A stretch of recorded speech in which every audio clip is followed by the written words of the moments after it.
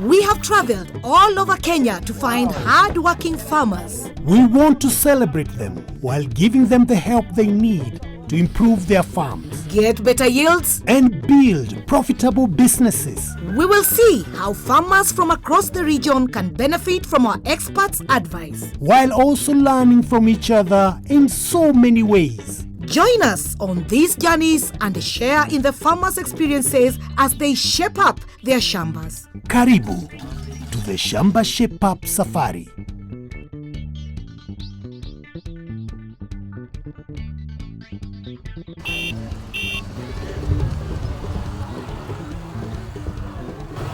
Caro, do you see any shambas around here? Tony, I cannot see any shamba. Maybe it's in the outskirts. Let's Tony walk and some Carlo, more. how are you? Hi. We are fine, thank you. Thank you. Yeah. And who are you? I'm Michael, your farmer. Michael. Yes, yes. Yeah. It's amazing. You're looking for you and you're looking for the shamba. Where is the shamba? It's here. Welcome, Shamba Shape Up. Okay. Thank you. Thank you. Wow. So this way? Yeah, this way. Oh. Yeah. Okay. This week, we're in Kamukunji Village in Nakuru County, and we are visiting Michael Wachira on his 1.25 acre shamba. Michael is a trainer who educates farmers in his region on new methods of farming. Very nice, Michael. Good, yes. good. Aha. Yes, yes. She's my wife, Agatha. Oh. How are you? I'm very fine. My name is Tony. That is good. Agatha, Yes, pleasure to yes, meet you. very I'm fine. Carol. Yeah. Yes, and you're very beautiful. Thank you. So this is a compound? Yes, this is the compound. Caro, what do you think? It's good. It's only that I have one worry. Which one? Do you think our tent is going to have space in here? We can put it just here. Yeah. Here? Right here. You think it will fit? Yes, yes. Okay, Caro, let's get to work. Let's try. All right. Yes.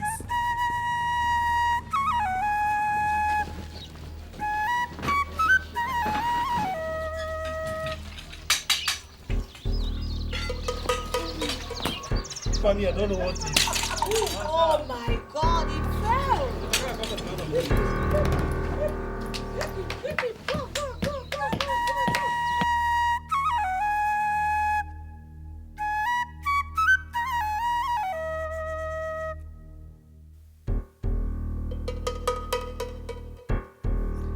Yes, you have managed, guys. Oh yes. Yes. Oh, Michael. Hey, Michael. Yes. Now, Yeah. tell us. You are a trainer. Yes, yes. So why do you need Shamba Shape Up? I want you to train because education never ends. Yes. You train me, then I go and train my people. So the cycle doesn't end. Yes. What do you train? I train the whole agriculture, but also I train conservation agriculture. Awesome. Yes, Awesome. Show us your shamba. Yes, it's here. Okay, this let's side. go have a look. Right. Yeah. Wow. So what do we have here? These are the orange fresh sweet potatoes. And this is the first time you are planting them here. So when it's done, we give them to the farmers. Wow. What else do we have? We go this way. Okay. Yes. Down? Yes, yes. All right. This is my conservation agriculture, and these are my green gram. Yes. Let's go. Good. Yes. These are my tomatoes. Okay. Yeah. We want to see the difference between the staked and non-staked. But we have challenges. Yes. And what else do you have? I have goats. Goats. They are there. We didn't see them. Okay, they are here. Ah. Yes. How come we didn't see them? How come we didn't see You them? are very busy with the tent. That explains it. Yes. Are they having any problems? Yeah, but I lost 3. 3. So Yes. sorry about No, that's bad. Yes. But not to worry, Shamba Shape Up is here and we'll try our best to find solutions. Thank you. But first, Caro, I am going with Michael so that I can see for myself and everybody can see how he teaches the farmers. Oh. Okay, Michael, shall we go? Let's go. All right, we'll see you later, Caro. Tony, I'll catch up with you later. All right. Enjoy. Enjoy yourself too. It's feeding time. Come on. Here, come feed it.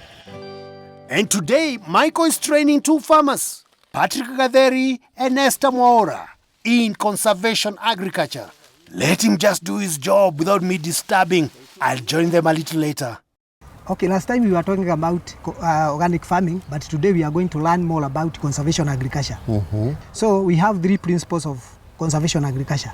The first principle of conservation agriculture is minimum tillage. Minimum tillage means avoiding plowing or using the djembe over the whole field. Instead, small holes are made only where the crop is to be planted. You can do this with a djembe or a reaper. Keeping the soil intact keeps it healthy and saves time on labor. The second principle is crop rotation. This means you do not plant the same crop on the same piece of land year after year. Instead, rotate the crop. For example, rotate beans with maize and maize with potatoes. Crop rotation stops pests and diseases building up in the soil. It also helps keep nutrient balance. Today we'll focus on the third principle, soil cover. This means you can mulch by using the remains of the previous harvest, such as maize leaves or dried banana leaves, to cover the soil of any crop. You can also plant cover crops such as dolichos. They will provide shade to your crops. Yeah, you Does cover it with mean there. that we can only cover to these cabbage, the skumas we have seen, or do we have other crops that we can You cover? can cover everything. Maize, fruits, all of those. Yeah. How does it help a farmer? It helps a farmer by reducing the evaporation. You see there is no evaporation that is going on here. The other one is that if you mulch like this, you have organic matter in your shamba. Yeah. The next one is that when you do this, you have a lot of yield. When you use conservation agriculture, in fact, you have reduced labor and all those things, cost by almost 50%. Hi, Tony. Hello. Yes, yes. I caught you so busy Yes, yes. explaining about the benefits of conservation agriculture. Yes, yes. That's awesome. They So are fine. Patrick, Yeah. is he a good teacher? Quite a good teacher with a lot of experience. He has done a good job even for the demonstration to us. Yeah. Now, conservation agriculture to you. Well, to me, it has helped me now today because here in this particular solar area, it is sometimes very dry. But with this method of soil covering and soil mulching, about evaporation will be reduced, Yes. I can be able to pour some little water, and then I'll be able to have the cabbages ready, even during the dry season. Now tell us, are you practicing conservation agriculture? Not yet, but now that I have learned, I'm going to practice. Yeah. So what were you doing before? I was just doing normal farming. At sometimes you don't dig or even plant anything, since sometimes the sun is hot. But now that I have learned about mulching, I'm going to practice it. So do you expect profits? Yeah, I expect profits. What we were talking about is that we feed the soil, Yes. the soil will feed the plant, then the plant will feed you. That is the message. So Michael, Yes. you keep on with the good work. Thank There's you. still a lot of work to be done in your shamba. Yes, yes. Let me go and see what Carol is up to. Thank Oh, you. thank you. You Yeah. keep on going. Thank you. All right, all right. Michael's farm is a learning site for neighboring farmers. So, for comparison, he has planted tomatoes in two different ways, staked and non-staked, directly on the soil. He already knows he prefers the staked ones, but we brought in Job Wangai from Osho for expert advice, because Michael's tomatoes are not doing so well. I've experienced blight, spider mites, and I think what we call bacteria eating. All right. Yes. So which one are you going to tackle first? Well, let's start with bacterial wilt, Caro. Okay. Yes. This is a soil-borne infection whereby it's bacteria that normally attack the tomato, potato, and capsicum crop. For example, if you have a look like a crop I have here, yes, that is like this. It's You see, it's still green, Mike, and I've started wilting. Yes. So this is a clear sign that there is bacterial wilt. Yeah. So how you control bacterial wilt? Yeah. There's a product by the name Enrich BM. Yes. That is what you drench with. Yes. Once you drench, you are done. Yes. And what ratio do you do this drenching? It's powder. You do a rate of 20 grams per 20 liters. So you drench. Yes. What is the meaning of drenching? Drenching means that you are actually injecting this thing into soil. Yes. So what you do when you're planting, I know you normally water the terraces Yes, yes. before you plant. Yeah. Well, it's still wet. That is when you do that spraying. Yeah, yeah. Yeah, so that it gets into soil. Yeah. Yes. Blights, we have two types of blights. We have early blight and we also have the late blight. What we majorly experience is the early blight. before it graduates to late blight. And a good sign of early blight is you start seeing your lower leaves turning yellow and some like black spots. That is a sign of early blight. Late blight is when it also affects even the stem. Yeah, so it's like it's more advanced.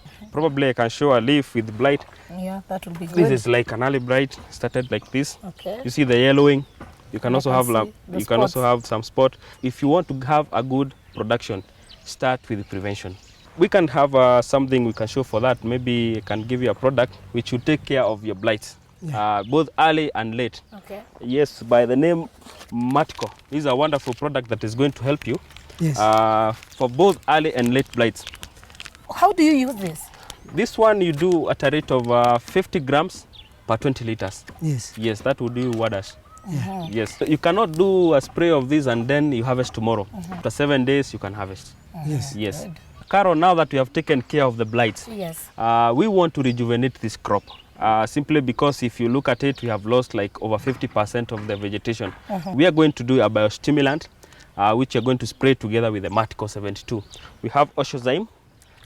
So you do a rate of 20 mils in 20 liters, purely organic. Yes, it's a seaweed extract. Okay. Yes, that one you can combine with the Matco. It is well compatible. Something else we identified in this farm is that there was a heavy attack by mites. Yes. If you look keenly, you'll see some very small red mites. So those ones, we call them spider mites. They normally attack when it is hot, like now. Okay. So that one, you get rid of that by using a product by the name Vapcomic. Vapcomic, you do at a rate of 10 mils and 20 liters, so that you clear that. So it's quite a bad insect in that once it attacks you, within 2 weeks you can lose more than 50% of your leaves. Yes. So one last question for you, Job. Yes. We have our tomatoes that have been staked. Yes. And those ones that are just on the ground, free range. Yes. Which is the best? What would you advise our farmer? The best way to go, Mike, is you stake. I'm sure you must have seen that the crop that you have staked has a better and a high quality fruit. Yes. Why is because you see the ones that is on the ground. In case of heavy rains, you're likely to lose a lot. You may have a fruit that is already mature, ready for market, but within a very short time, due to that wetness on the ground, you lose it to rotting. Secondly, you may experience, if it is very hot, some sunburns on that fruit. Look at this, Carol. Yes. That one you cannot take it to the market. I bet you're sure that of that mark. So there are several advantages of staking. This is the way to go. Okay, now I can train the farmers to do the staking one. All right. Yeah. Thank you very much, Job. You're welcome. All right. Hey, Carol. Hey, Tony, how did it go with the training? Excellent. You know what? I think conservation agriculture is a way to go. How about you? How about the tomatoes? Superb. You know, our farmer got maximum information and now I'm sure he can train other farmers. Good. And there'll still be more right after the break.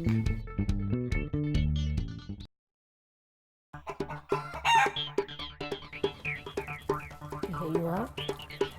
I'm ready. Welcome back to Shamba Shape Up. This week we are in Solai in Nakuru County. And we are visiting Michael Wachira on his little plot. Michael is a trainer who educates farmers in this region on new methods of farming. But he needs help from our experts to become a better trainer. We saw how he trains his farmers and our expert helped him out on his tomatoes. We now want to make his goats healthier and see how he can store his maize. So, no time to waste? Caro, I'm staying here with the goats. You go. Okay. Thank you. Michael used to have 5 goats and he lost 3. He just doesn't know what happened. Recently, he got another goat, but the remaining 2 attacked the newcomer whenever it enters the house. Let's see if our expert from Cooper's, Edwin Tor, can solve all these mysteries. First things first, Tor needs to inspect the house. So, Bwana Mike, yes. The house is a bit more darker. Yeah. At least provide light. Yes. The ground should be also raised. Yes. Because keeping in mind the goats are very clean animals. Yeah. For the floor, you a bit raise it. Yeah. So that at least there should be some space between the wood, Yeah. so that when the goat urinates, then the urine can trickle down. Because if they remain up there, it can bring about the unhygienic conditions, and that will succumb to maybe diseases. What exactly happened, Michael? It was not a sudden then because by yesterday they were not able to breathe. Very well. Yeah. Probably because was it the same house? Yes. Oh, one of the things I talked about the housing is when the floor is not good, Yeah. and then it's a bit colder. Yes. Probably it was because of pneumonia. Yeah.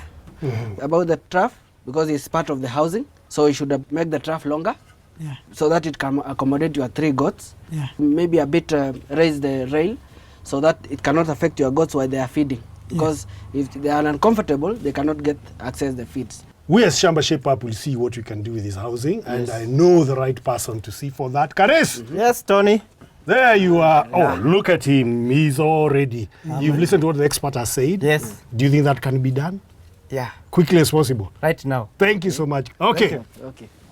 So now, Mr. Tor, one of the goats is nibbling at my shirt, and I can feel it.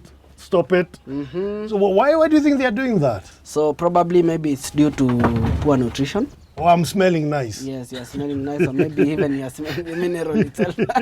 So probably they need the mineral. From me. First thing first, planning of the feeds. Goats will tend to eat much of roughages. Yeah. So probably provide some grass, in fact hay. Yeah. Another thing you should do is maybe to provide a bit of some concentrates because of the energy. Yeah. Yeah, Maize wheat jam. bran, maize jam, it's good, you know. And even wheat bran, because of it will provide enough roughage. And maybe you provide also proteins like sunflower. And for me, I have some which I have brought with me. Maybe let's see that will them. fit your goats. When you don't have sunflower, for example, you can take Kupakula nutrition. Kupakula nutrition, it has got a good protein, minimum of about 42%. So it's good for body condition, maintenance, and also for quality milk. How should he give his goats? So if you have a bag of mixed with maize jam and wheat bran, a bag of 70 kg, you can probably put 5 kg of Kupakula nutrition, then mix it, so that when you feed, the Kupakula is inside your concentrate. So it's normally good to add in rather than giving it directly. Another thing is the mineral. It will require some minerals because of calcium. It needs calcium because it tends to get out in the milk. Yeah. You are not giving too much. You are saying here a goat should take 10 grams per day. 10 grams is not much on a higher side, and it will be enough for your goats. So probably if you have 3 goats, you will give 30 grams per day. Yeah. Finally, the mineral brick, because now if it will not get enough from the Maklik beef, you can give for supplementation. If you keep it there, it will have easy access. Every day should be there ad libitum. Yep. So probably you can try, because Let's I try was and seeing see it was so that they leaking can your leave me t-shirt. alone. Let's keep it here and see. Yep. They'll be leaking. Yeah. Free access. You see? Yeah. Yeah, They're even so that fighting. instead of licking the wood, And licking me. yes, they can get it from the mineral. Okay. Okay. So after he does all that, Yep. he's guaranteed of good milk. Of good milk, and then better maintenance of his goats. Yeah. Now, let's get this space shipped up.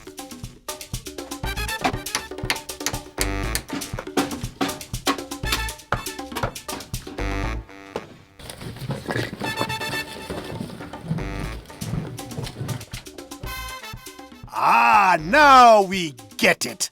When the trough is big enough for all of them, the newcomer is accepted by the 2 other goats.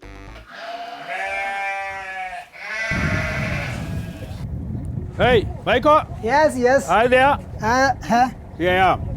I need some bags. Do you still have bags? I have bags. How much do you sell one? 200 per bag. Can you give me 2? 2? 400? Yes. Yeah. Michael, like the good trainer that he is, sells pigs bags to farmers so that they can store their maize safe from weevils and other pests. That's good. I'll come for more. 1, 2. Thank you. Thank you. Yeah. But he keeps his own maize in his children's bedroom. Let's go and inspect his storage with our CGA expert, Calvins Onyuka. Anybody home? Yes, Michael? yes. Ah, there you are. Uh-huh. I promised you an expert was going to come and have a look at your maize story. Yes, yes. So let's do that now. Is that okay? Welcome. All right, let's do Welcome. this. Calvins, Yes. so this is where we keep our maize. Yes. What is your observation? Okay, we love to appreciate that the grains are in bags, but there's one or two things that maybe we could try to improve. Bwana Wachira. Yes. So first, when you're doing storage, you need to leave a space between the wall and the grains or the maize, for that matter. Why? Why is that? The space is important because when it is cold, we normally have moisture that comes from the wall, and when the moisture gets into the grain, it will get rotten, and through that we'll have some effects of aflatoxin into the grain. What is aflatoxin? It is a toxin that if you consume up to some levels, it will be dangerous. It can cause death. So it is good to leave that space. Bwana Wachira, is also necessary for inspection. I'm seeing you have some pellets on this end. So maybe you could have a raised pellet made of wood. Yes. So this is not appropriate. Yeah, this is not appropriate. Because the pellets are they're on the ground. They're on the ground, yes. Yes. The purpose of the pellets also to prevent moisture from the floor getting into the grain. When they are raised also, it also serves as a purpose of allowing aeration, air to pass through the grains. Yes. When we don't have a clean place, we'll have the issues of rodents, rats, will come and interfere with your grains. And I can only see one window. Is one window enough for this kind of space? Of course, one window is not enough because you need to have light and air getting into the store. Yes. Especially the weevils thrive well when we have high temperatures. Okay. So when we don't have aeration, we'll have more infestation of weevils. Yes. So are these the best bags to pack our maize in? We use these, especially the normal bags, especially when we don't have to store for a longer period of time. Yeah. But when you have to store for a period of time, let's say over 6 months, then there are special bags that we recommend. So Michael, are they the same bags that you sell? Yes, yes. All right. Yeah. My question to you is, why are you not using them? I'm not using them because I'm selling this. Okay. Yeah. But I have, if you can look at this, this one is for home consumption. Okay. Yes, yes. But for this, I'm selling. Why do you think people store their maize in the house? Because I don't have a store and a space and leaves.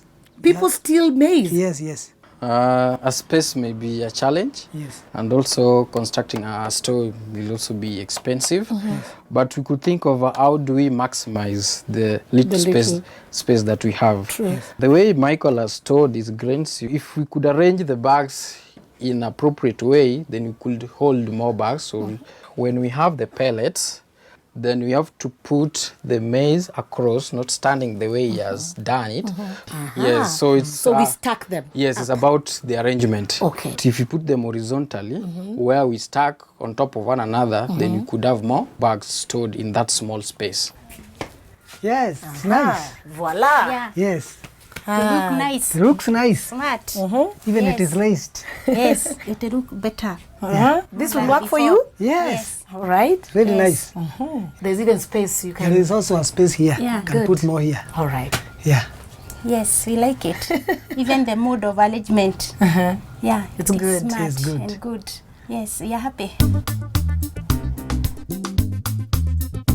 Wow, it has been wonderful. What do you think, Carol? This day has been absolutely awesome. Yes. Yes. Now, let me ask you, Michael and Agatha, I thought you said you have how many kids? 4 of them. 4. Yeah, Now, so who are all these kids I'm seeing here? they are Tony's friends. Really? Yeah, They come here? they usually come here to pray.